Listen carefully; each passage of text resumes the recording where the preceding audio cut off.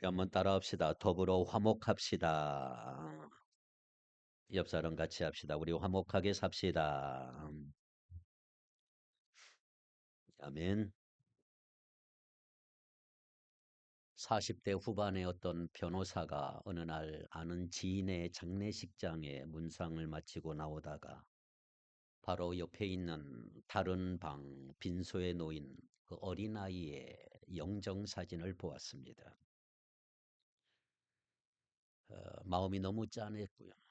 조문객은 아무도 없었고 아이의 부모와 같은 젊은 부부만 상복을 입은 두 개의 섬처럼 적막하게 앉아 있었습니다.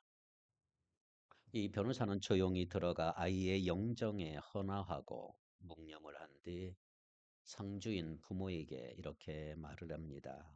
제가 지나가다가 잘 모르지만 너무 가슴 아프고 안타까워서 이 어린아이의 명복이라도 빌어주려고 들어왔습니다.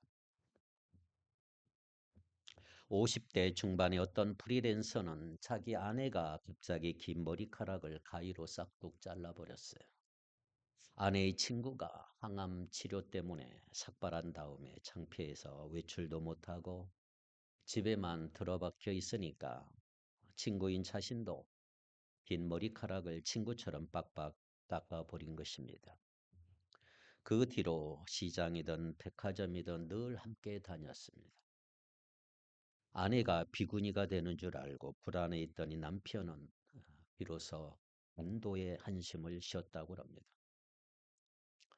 50대 중반의 중견사 출판사 어떤 대표는 골목에서 남루한 행색의 한 사내를 보고 식사나 하라며 돈을 주려다가 멈칫했습니다.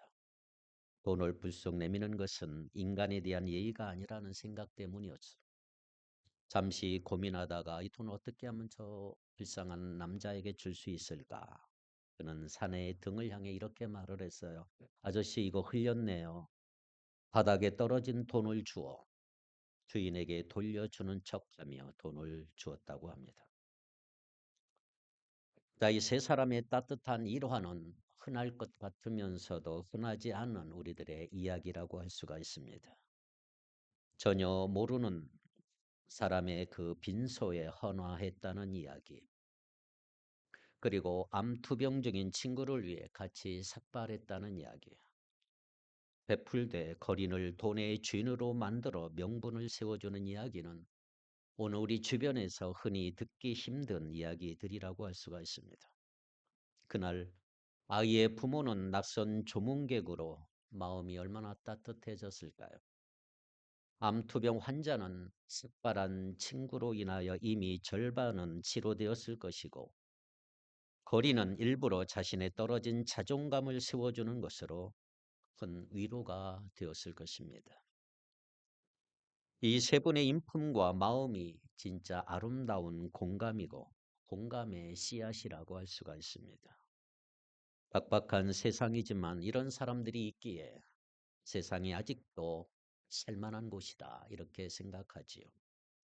아무튼 이 씨앗이잖아 꽃을 피우고 열매를 거두며 그래서 인생이란 정원을 아름답고 풍성하게 만들 수 있는 거지요. 바라긴저 오늘 우리와 우리 교회가 이런 미담의 주인공들이 되어서 공감의 씨앗을 부지런히 뿌리는 여러분 되기를 축복합니다. 샬롬이라는 말은 유대인들의 평화를 기원하는 인사라고 할 수가 있죠. 샬롬, 샬롬. 한번 해봅시다. 옆에 분하고 샬롬, 그래, 샬롬. 예. 샬롬은 뭐예요? 평화. 이 샬롬이라는 인사가 지금은 너무나 필요한 시기가 아닐까. 샬롬, 평화는 나라와 나라 사이에만 필요한 게 아니고 사람과 사람 사이, 사람들과의 관계에서도 평화는 얼마든지 필요한 것입니다. 평화를 다른 말로 말하면 화목, 화평 이렇게 말할 수가 있지요. 자, 오늘 본문에 보면 18절에 명령이 하나 나옵니다. 뭡니까? 18절 같이 읽겠습니다. 활수 있거든 너희로서는 모든 사람과 더불어 화목하라. 세번역 성경은 이렇게 번역이 돼 있어요. 여러분 쪽에서 할 수 있는 대로 모든 사람과 더불어 화평하게 지내십시오. 자, 여기 나오는 화목하라, 화평하라는 단어가 바로 샬롬, 평화라는 의미죠. 평화. 옛날 성경에는 평화라 이렇게 되어 있어요. 평화라. 사람들과 화목하게 잘 지내는 것을 사람들과의 관계에서 평화를 이루는 것으로 생각하고 있는 것입니다. 자, 그렇다면 사람들과의 관계에서 평화를 이루는 것, 모든 사람과 더불어 화목하게 지내는 것, 과연 쉬운 일일까요? 소금 편지라고 하는 책에 보면 이런 글이 돼 있어요. 여러분 서점에 보면 소금 편지라는 책이 많이 나와 있는데 이런 글이 하나 나와 있습니다. 세상에서 가장 어려운 일은 사람의 마음을 얻는 것이다. 각자의 얼굴만큼이나 다양한 각양각색의 마음은 순간에도 수만 가지 생각이 떠오르는데 그 바람 같은 마음이 머물게 한다는 건 정말 어려운 일이다. 그렇습니다. 세상에는 정말 다양한 사람들이 존재하지요. 얼굴이 다 다르듯이 말이 성격도 다 다르고 그런 다양한 사람들의 각양각색의 마음을 얻을 수 있는 것 그렇게 다양한 사람들과 내가 화목하게 지낼 수 있다고 하는 것 이건 결코 쉽지 않은 것입니다. 그래서 사람들이 인생에서 가장 어려운 것이 뭐냐? 사람들과의 관계다. 이렇게 말하잖아요. 사람들과의 관계가 너무 어렵다. 직장에서 가장 어려운 것이 업무가 아니고 사람이다. 이렇게 이야기하잖아요. 일이 힘든 건 내가 참을 수 있는데 사람이 힘든 건 참을 수 없다. 그래서 여러 조언들이 많이 나오잖아요. 처세술들. 사람의 마음을 얻는 방법이 뭐냐? 사람을 대하는 방법. 그에 대한 조언들이 시중에 많은 책들이 기록이 되어 있어요. 쉽게 말하면 처세술이죠. 그것은 세상 사람들만이 아니라 오늘 우리에게도 이런 처세술이 얼마나 필요한지 몰라요. 예수 믿는 사람들이 가질 수 있는 처세술. 나만 잘 먹고 잘 사는 것이 아니고 더불어 잘 살기 위해서 진리가 가진 공동체로서 다른 사람들과 함께하며 우리가 가진 진리를 다른 사람들에게 전하기 위해서 우리도 사람의 마음을 얻기 위한 조언이 필요한 것이고 그러한 방법을 아는 것이 얼마나 필요한지 몰라요. 어떻게 사람들과 화목하게 지낼 수 있는가 알 필요가 있다 이 말이에요. 나만 잘 살고 잘 먹을 게 아니고 우리가 더불어 화목할 수 있는 방법이 뭐가 있을까 고민해 보자 이 말이지. 하지만 우리는 세상 사람들과 분명히 다른 게 하나 있어요. 우리의 목적이 달라요. 목적. 우리의 목적은 단순히 나의 유익을 위해서 사람의 마음을 얻는 것이 아니고 우리가 얻으려고 하는 것은 그들의 마음을 넘어서 그들의 영혼이다 이 말이죠. 이것이 굉장히 중요한 것입니다. 궁극적으로 그들을 주님께로 인도하기 위해서 그들의 마음을 얻어야 되고 그들과 화목해야 되고 그들의 마음을 얻으려고 하는 것이 화목을 이루려고 하는 목적인 것입니다. 그래서 오늘 본문에 보면 우리 예수 믿는 그리스도인들이 이 세상에서 살 때에 이웃과 어떤 관계로 살아야 하는가 거기에 대해서 말씀하고 있습니다. 여러분 신앙생활은 뭐냐 하면 하나님과의 수직적인 관계를 계속 이어가는 거지요. 이게 신앙생활이죠. 그러나 이웃과의 수평적인 관계가 잘못되면 수직적인 하나님의 관계가 어느 날 잘못돼 버릴 수가 있는 거예요. 모처럼 내가 하나님과의 관계가 잘 맺어가고 은혜 받고 있는데 이웃과의 관계 어느 날 바로 서지 못하면 그 신앙마저도 저버릴 수가 있는 것입니다. 그래서 저는 오늘 모든 사람과 더불어 화목하게 지내는 방법이 뭔가? 우리가 어떻게 모든 사람과 화목하게 지낼 수 있는지 그 방법을 좀 말씀해 보려고 합니다. 그것은 우리가 믿는 그리스도인의 처세술이라고 할 수가 있어요. 처세술. 대상에 따라 그 난이도가 좀 달라지는데 세 단계로 제가 생각해 보겠습니다. 첫째, 모든 사람과 더불어 화목하게 지내는 방법. 첫째가 뭐냐? 1단계는 공감하기입니다. 공감하는 거예요. 공감해 주기. 자, 12장 15절을 읽을까요? 12장 15절 시작. 즐거워하는 자들과 함께 즐거워하고 우는 자들과 함께 울라. 기뻐하는 사람과 함께 기뻐하고 우는 사람과 함께 우십시오. 이게 공감하는 방법이에요. 자, 15절의 대상은 누구예요? 슬퍼하는 사람, 그리고 우는 사람이 대상이에요. 즐거워하는 사람과 즐거워하라. 슬퍼하는 사람과 함께 슬퍼하는 것. 그렇게 다른 사람의 기쁨과 슬픔에 대해서 공감해 주는 것이 필요하다 이 말이에요. 기뻐하고 있는데 너만 기뻐? 슬퍼 울고 있는데 쟤 왜 울고 있나? 근데 공감하는 게 필요하단 말이에요. 같이 기뻐해 주고 같이 울어주는 것이 필요하다. 어떤 면에서 공감하는 것은 자연스러운 일이고요. 쉬운 일이지만 경우에 따라서는 어려운 일이 될 수가 있어요. 내가 호감을 가지고 좋아하는 사람에 대해서는 쉽게 공감할 수 있어요. 그런데요, 그렇지 않은 사람에 대해서는 대단히 어려워요. 공감이 안 돼요. 다른 사람의 즐거운 일이 나에게는 괴로운 일이 될 수 있고요. 시기심이나 미움이 일어날 수가 있어요. 그리고 반대로 안 좋은 일에 대해서는 기뻐할 수가 있는 거예요. 이게 사람이에요, 사람. 사촌이 땅을 사면 배가 아프고 원수가 망하면 10년 묵은 체징이 내려간다. 이런 말이 있잖아요. 사람의 본성이 원래 그런 것입니다. 그만큼 우리에게 다른 사람을 향한 사랑이 부족하다. 이걸 깨달을 수가 있는 거죠. 특별히 오늘 본문을 보면 여러 명령들로 이루어졌어요. 명령들. 그 바탕에는 뭐가 있느냐 하면 거짓 없는 사랑이 녹아져 있는 것을 발견할 수가 있는 거예요. 그래서 사랑을 배경으로 해서 본문들의 명령을 볼 수가 있어요. 사랑은 뭡니까? 사랑은 누군가의 성공이나 기쁨을 두고 질투하거나 심술을 내지 않아요. 시기하지 않습니다. 순수하게 그 사람의 즐거움에 동참하며 함께 기뻐하는 것이 사랑입니다. 슬픔에 대해서도 마찬가지. 함께 슬퍼하며 고통을 나누는 것이 사랑인 줄 믿습니다. 그래서 사랑은 뭐냐? 그 사람과 같이 되는 거예요. 그 사람과 동일시되는 게 사랑인 것입니다. 그 사람의 기쁨과 슬픔이 나의 기쁨과 슬픔이 되는 거예요. 그럴 때 공감할 수가 있는 거예요. 너는 너고 나는 나 절대로 공감이 안 돼요. 그 사람의 기쁨과 사랑, 기쁨과 슬픔이 나의 기쁨과 슬픔이 될 때 이것이 공감이 되는 공감이 되는. 이런 말이 있어요. 남을 돕는다는 것은 우산을 들어주는 게 아니고 함께 비를 맞는 것이다. 이게 돕는 거예요. 우리 주님께서 그렇게 하셨지요.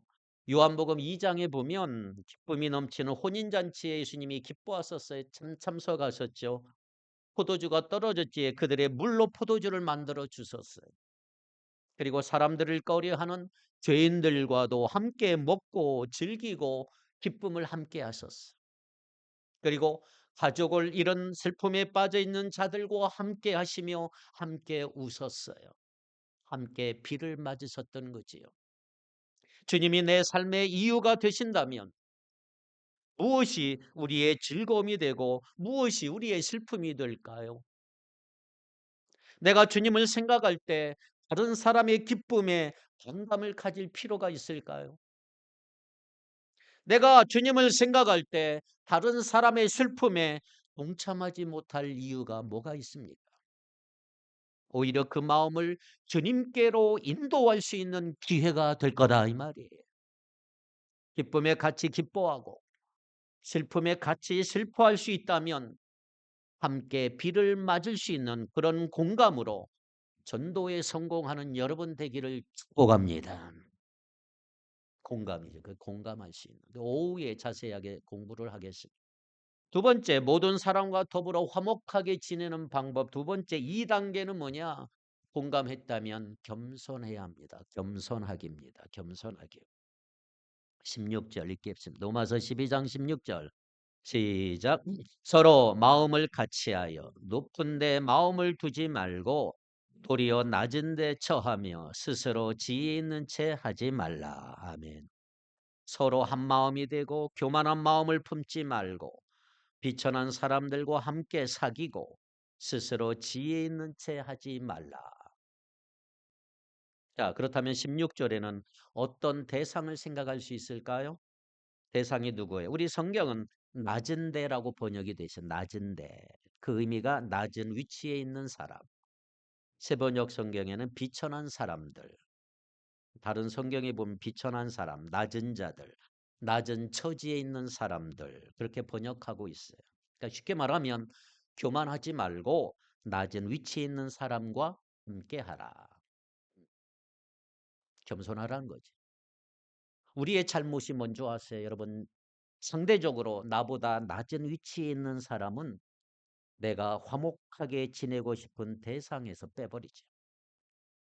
나와 레벨의 차이가 난다는 이유로, 수준의 차이가 있다는 이유로 만나지 않잖아요. 멀리하잖아요.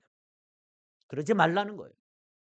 가까이 해봐야 별 유익이 없을 것 같으니 내 친구 목록에서 제외하지 말고, 거짓없는 사랑은 뭐냐? 도리어 낮은 자를 향하여 있다라는 거죠. 사랑은 내가 아니라 그런 사람의 유익을 구하는 것이고, 그러한 사랑은 겸손으로 나타나게 되는 줄 믿습니다. 이제 대통령 선거가 얼마 남지 않았지요. 선거 때가 되면 정치인들이 하는 일이 하나 있어요. 평소에는 다니지 않는 시장을 방문해서 상인들을 만나고 길거리 음식을 먹기도 하고 시민들과 어울리는 척 하지 않습니까? 하지만 그동안 하지 않았던 일들을 한꺼번에 하려고 하니까 얼마나 힘들겠어요, 그들도. 그들의 입장에서 낮은 데 처하는 일이 지금 낮게, 자기보다 낮은 사람들을 지금 보려고 하는 것입니다. 사람들의 마음을 얻기 위해서 겸손한 척 표현하는 거지요. 그런데 여러분, 그런 거짓 없는 진짜는 그런 이벤트가 아니고요.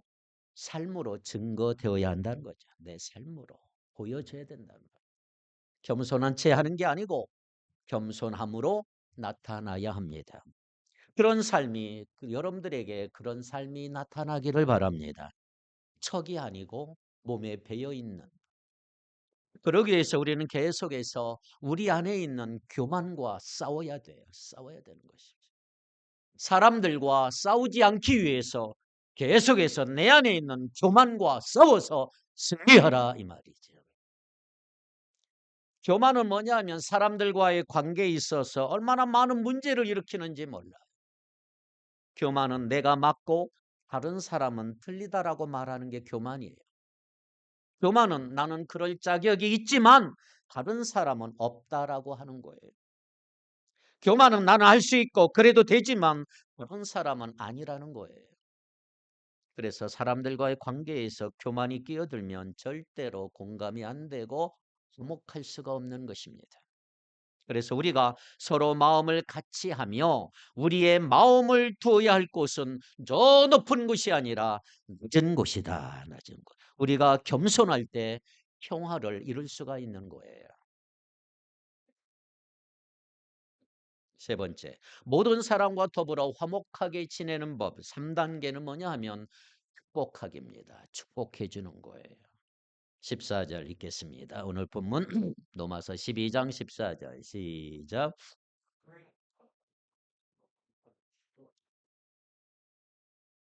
여러분을 박해하는 사람을 축복하십시오. 축복을 하고 저주하지 마십시오. 자, 1단계는 뭐라고 그랬어요? 공감하기. 2단계는 겸손하기. 이것은 세상 사람들이 말하는 처세술 누구나 할 수가 있어요. 하지만 3단계는 차원이 달라요. 난이도가 아주 높아져요. 축복하는 거예요. 자, 그렇다면 축복하기의 대상이 누구라고요? 핍박하는 자, 박해하는 자, 나를 못 살게 하고 나를 죽이려고 그러고 나를 미워하는 사람. 그 사람을 축복하라는 거예요. 가까이 하기 싫고 생각하기도 싫은 박해하는 자에게 이렇게 축복하라 이 말이에요. 가능할까요? 축복하기 그리고 저주 금지. 축복과 저주는 말에 의한 거예요. 언어입니다. 언어. 박해하는 자에 대해서 말로서 선을 행하고 말로서 악을 행하지 말라 이 말이죠. 자, 여러분, 나를 괴롭히는 사람이 있어요. 가장 즉각적이고 쉽게 할 수 있는 대응이 뭐예요? 말이에요, 말. 그 사람을 욕하고 저주하는 것. 그렇게 하는 것이 상식적이고 아주 자연스러운 반응이라고 할 수가 있는 것이죠.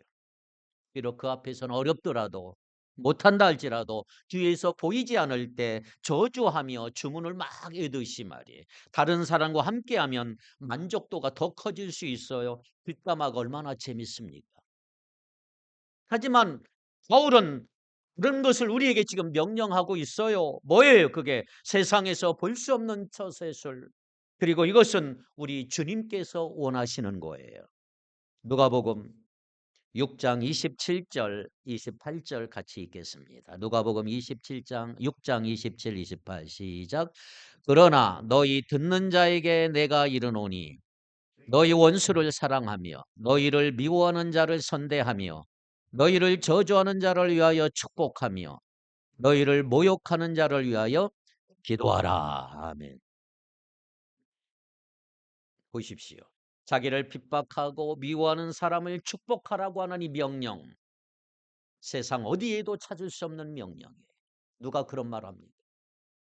그만큼 우리에게는 너무 부담스럽고 너무나 불편한 명령이라고 할 수가 있지요.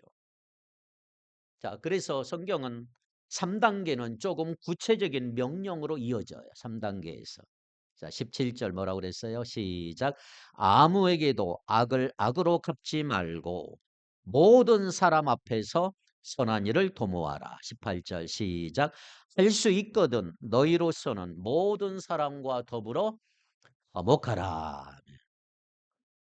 아무에게도 악을 악으로 갚지 말고 모든 사람이 선하다고 생각하는 일을 하려고 애쓰십시오. 여러분 쪽에서 할 수 있는 대로 모든 사람과 더불어 화평하게 지내십시오. 말로서 선을 행하고 악을 행하지 말라는 명령은 행동으로 선을 행하고 악을 행하지 말라는 명령으로 이어지고 있습니다. 그래서 축복하기 위해서 선행하기로, 저주 금지에서 복수 금지로 이어지고 있는 것입니다. 여러분 오늘 우리 모두에겐 뭐가 있어요? 복수심이 있어요. 복수심. 차이는 있겠지만 내가 당한 것이 있다면 어떻게 해서든지 갚아주고자 하는 마음이 사람에게는 있습니다. 그래서 복수심은 우리 마음속에 있는 가려움과 같다 이런 말이 있어요. 복수심은 우리 마음속에 우리 마음에 있는 가려움, 내 몸 가려움 긁어야 돼요. 만약 그 가려운 부분을 내가 긁을 수 없다면 복수할 수 없다면 다른 사람이라도 그렇게 하기를 바라고 그런 모습을 사람은 보고 싶어 한다 이 말이에요. 그래서 나는 복수할 수 없다 할지라도 다른 사람이 행하는 복수를 보면서 대리 만족을 얻고 통쾌함을 느끼는 것이지. 그래서 오늘날 사람들이 용서하고 받아주는 마음 따뜻한 이야기보다는 복수하고 되갚아주는 이야기를 더 좋아하고 열광하는지 모릅니다. 그것이 정의롭다고 생각하고 그래야 된다고 생각하는 사람들. 우리 주위에 그런 사람이 얼마나 많은지 몰라요. 그런 영화가 얼마나 많이 상영됩니까? 거의 다 복수 얘기지요. 자, 그런데 오늘 이 본문의 말씀은 전혀 다른 방식으로 악을 바라보고 다른 방식으로 반응해야 함을 우리에게 명령하고 있다는 거예요. 명령. 악을 행한 사람을 축복하라. 그에게 선한 일을 하라. 명령하시는. 저주하지 말고 복수하지 말라고 명령하시니 그게 우리에게 엄청난 도전이다 이 말이에요. 여러분 도전에 어떻게 할 수 있겠습니까? 하나님은 그렇게 우리가 모든 사람과 더불어 화목하라고 명령하고 있는 거예요. 우리를 핍박하고 박해하고 악을 행하는 사람에 대해서도 그렇게 하라는 거예요. 그래서 18절 말씀해 보니까 할 수 있거든 제한돼 있어요. 제한돼 있어요. 할 수 있거든 너희로서는 모든 사람과 더불어 화목하라. 여러분 쪽에서 할 수 있는 대로 모든 사람과 더불어 화목하게 지내라. 우리가 이렇게 순종했을 때 그 결과로 모든 사람과 화목할 수 있는 것은 아니에요. 상대방이 받아들이지 않는다면 우리의 노력에도 불구하고 화목할 수가 없는 것입니다. 하지만 그렇다 할지라도 우리가 따라야 될 명령은 전혀 달라지지 않습니다. 결과는 주님께 맡기고 우리는 주어진 명령 따라야 할 줄로 믿습니다. 할 수 있거든 너희로서는 모든 사람과 더불어 화목하라.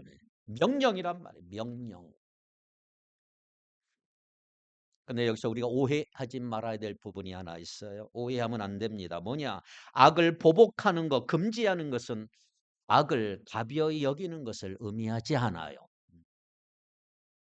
우리가 당한 악을 가볍게 여기고 그냥 넘겨야 한단 말이 아닙니다. 악은 우리에게 심각한 피해를 주고 돌이킬 수 없는 아픔을 주기도 해요. 하나님이 만드신 선한 거 망가뜨리는 것이 악이잖아요. 악. 그래서 절대 용납될 수 없고 가볍게 생각해서는 안 될 것입니다. 이 말씀은 악을 용납하라는 말이 아니고, 자, 오늘 다음 주에 어쩌면 볼 수 있는 13장, 로마서 13장을 보면 이런 내용이 기록에 다 하나님이 권세자들을 통해서 악을 보응하신다는 거예요. 내가 안 갚아도 하나님은 권세자들을 통해서 악을 심판하신다. 죄는 죄로서 하나님이 세우신 권세와 말씀을 따라 다루어져야 한다 말이지. 그렇기 때문에 우리가 악을 갚지 말아야 할 이유가 얼마나 분명합니까? 우리가 악을 갚지 않아도 하나님이 악을 갚아주신단 말이에요. 그 일은 하나님이 하시는 일이 하나님의 권한이에요, 권한. 19절 보세요. 19절. 아주 중요한 얘기 하나 단어가 나옵니다. 19절 시작. 내 사랑하는 자들아 너희가 친히 원수를 갚지 말고 하나님의 진노하심에 맡기라. 기록되었으되 원수 갚는 것이 내게 있으니 내가 갚으리라고 주께서 말씀하시니라. 아멘. 자, 이게 귀한 단어가 하나 있어요. 뭘까요? 악에 대해 심판하는 것은 우리가 아니라 하나님이세요. 악은 하나님의 진노하심에 맡겨라. 내가 그 일을 하겠다고 나서는 것은 하나님의 권한을 침범하는 일이다. 내가 아니고 의로우신 재판장이신 하나님께서 공정하게 심판하실 줄 믿습니다. 그래서 우리 기억해야 될 첫 번째 명령은 뭐냐? 맡기라, 맡기라. 하나님께 맡기시기 바래, 맡기시기. 하나님의 진노하심에 맡기라, 맡기라. 그리고 우리가 해야 할 일은 이거예요. 하나님께 맡기고 20절 시작. 내 원수가 줄이거든 먹이고 목마르거든 마시게 하라. 그리함으로 내가 숯불을 그 머리에 쌓아 놓으리라. 아멘. 내 원수가 줄이거든 먹을 것을 주고 그가 목말라 하거든 마실 것을 주어라. 그렇게 하는 것은 네가 그의 머리 위에다가 숯불을 쌓는 셈이 될 것이다. 이 잠언에 나오는 말씀을 인용하고 있어요. 네가 숯불을 그 머리에 쌓아 놓으리라. 무슨 뜻일까요? 여러분 실제로 숯불을 머리에 쌓아 놓으라는 말 아니에요. 그러면 진짜 원수 됩니다. 그게 아니고 숯불을 머리에 쌓아 놓으면 머리가 화끈거리고 얼굴이 화끈거리기 시작해요.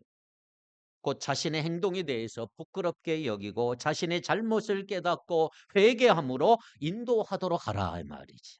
숯불을 머리에 쌓아 놓는다고 하니까 원수에게 뜨거운 맛을 보여주고 복수하는 것처럼 생각할 수 있는데 이 말은 그 말이 아니에요.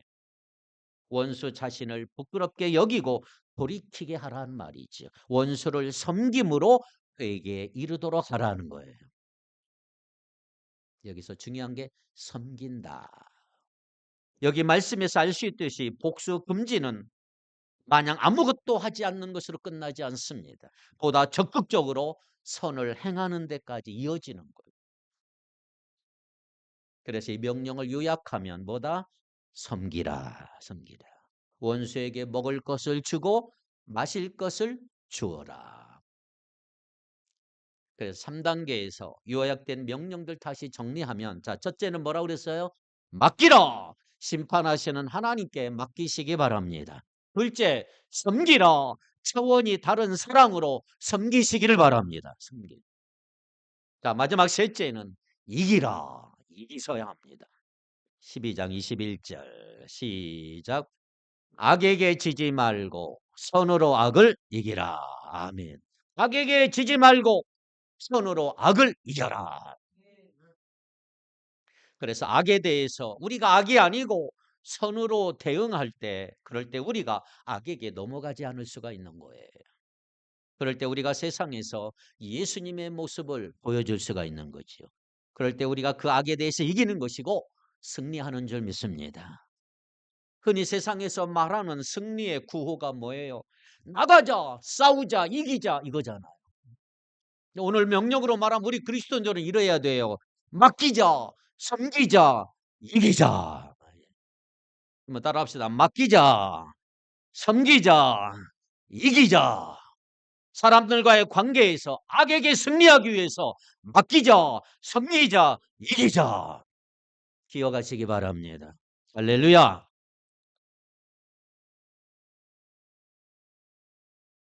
프랑스의 소설가 빅토르 위고의 유명한 소설 레미제라블이라고 하는 소설 여러분 알죠? 장발장. 빵을 훔친 죄로 감옥에서 나온 지 얼마 되지 않았던 이 장발자는 머물 곳 없는 딱한 상황이 됐지만 미리엘 신부의 도움으로 그 집에 머물며 장발자는 은혜를 입게 되지요. 잘 먹고 잘 살아요. 그런데 어느 날 장발자는 그 은혜를 저버리고 그 신부 집에 은접시를 훔쳐 도망가다가 곧바로 경찰에 잡히고 감옥에 갔습니다. 하지만 미리엘 신부는 오히려 장발잔을 걱정해주고 은초대를 놓고 갔다며 은초대까지 주며 더 큰 은혜를 베풀잖아요. 그래서 장발자는 하나님의 은혜를 경험하고 나중에 변화된 삶을 살게 된다는 내용이 바로 레미제라블입니다. 이 이야기가 왜 감동적인 내용일까요? 은혜 때문입니다. 은혜. 그리고 이야기가 특별히 우리 마음에 다가오는 것은 장발잔이 경험한 은혜를 우리도 경험했기 때문입니다. 우리가 장발장과 같은 자인데 주님은 우리에게 그런 죄인에게 이해할 수 없는 은혜를 베푸셨습니다. 우리의 악에 대해서 악으로 갚지 아니하시고 승리하셨던 그 주님. 우리가 이 이야기를 통해서 우리 주님을 생각하게 되는 거예요. 내가 그런 은혜를 받았지. 어떻게 하면 될까 이제? 그렇다면 그런 은혜를 받은 우리가 어떻게 해야 될까?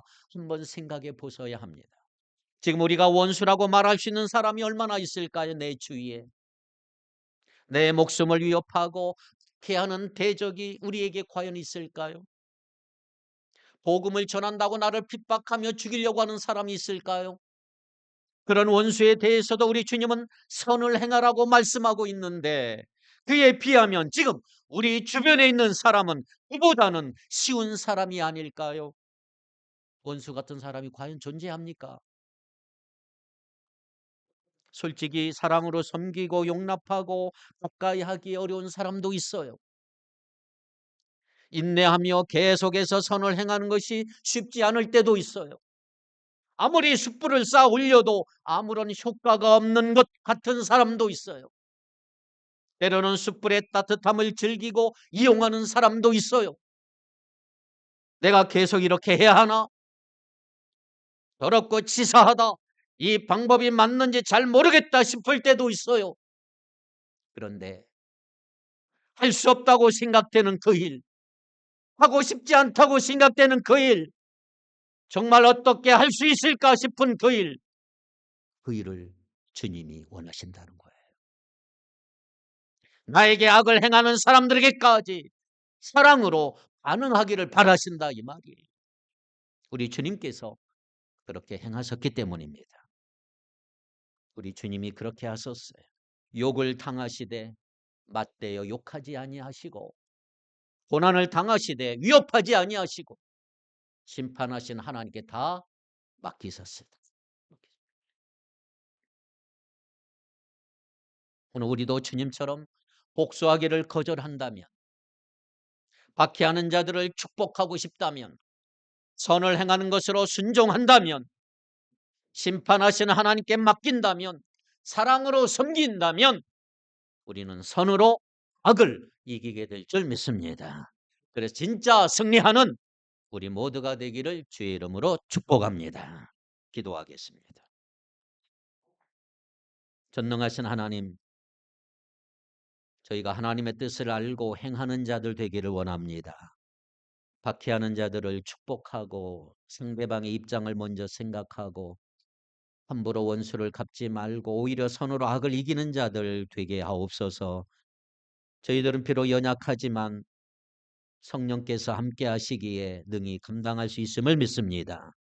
오늘 저희들의 삶에 동행해 주시고 하나님이 우리에게 주신 은혜대로 살아서 우리가 변화되고 우리 이웃이 변화되고 가정이 변화되고 행복한 삶을 살 수 있도록 도와주옵소서.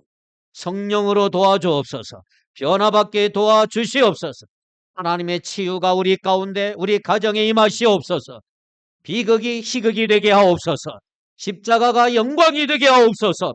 날마다 그리스도의 사랑의 넓이와 길이와 높이와 깊이에 어떠함을 깨달아 알기를 원하오니 매 순간 우리 영혼과 우리 마음을 일깨워 주시옵소서. 공감하는 능력을 주시고 늘 겸손하게 하시고 축복할 수 있는 은혜를 베풀어 주옵소서.